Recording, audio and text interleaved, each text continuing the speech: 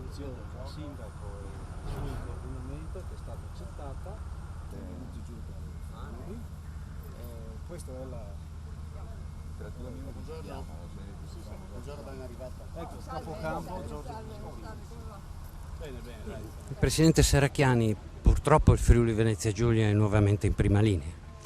Sì, però devo dire che siamo arrivati tra i primi, i risultati già si vedono, alle mie spalle potete vedere la realizzazione del ponte provvisorio che permetterà ad Amatrice di non essere più isolata dopo la chiusura dell'unica strada di accesso da questo lato, ed è un lavoro molto importante che la Protezione Civile del Friuli Venezia Giulia ha fatto insieme al Genio, insieme ai Vigili del Fuoco, all'Astral che è la società delle strade laziale. Devo dire importante anche l'impegno di Enel e Telecom, insomma un lavoro di squadra che ha dato risultato in pochissimi giorni.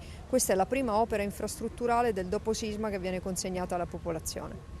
Per quanto concerne l'impegno dei nostri volontari e della struttura di protezione civile, anche il sindaco di Amatrice oggi ha avuto parole di elogio. Sì, davvero, è stato molto commovente, insomma, è chiaro che il sindaco è molto provato per la perdita dei familiari, degli amici, delle persone che conosceva. Questa è una piccola comunità con una sensibilità incredibile, anche una grande, devo dire, dignità ed umiltà per rispetto a quello che è alla tragedia che è capitata.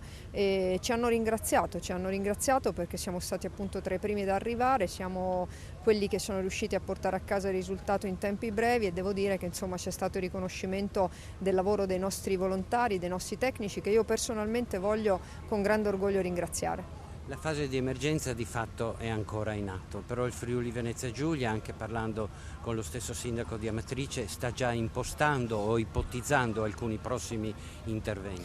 Sì, noi continueremo a stare qui perché è necessario ancora lavorare sull'emergenza. Devo dire che la collaborazione costante con il Dipartimento Nazionale della Protezione Civile oggettivamente è sotto gli occhi di tutti, però vorremmo, ne abbiamo parlato anche con il sindaco, lasciare un segno tangibile della comunità del Friuli Venezia Giulia. Stiamo quindi pensando a quale tipo di opera possiamo realizzare con fondi ovviamente della Regione Friuli Venezia Giulia, insomma tutti quelli che riusciremo a trovare. Ci piacerebbe ad esempio poter lasciare come segno quello della ricostruzione della scuola, come abbiamo fatto a Mirandola.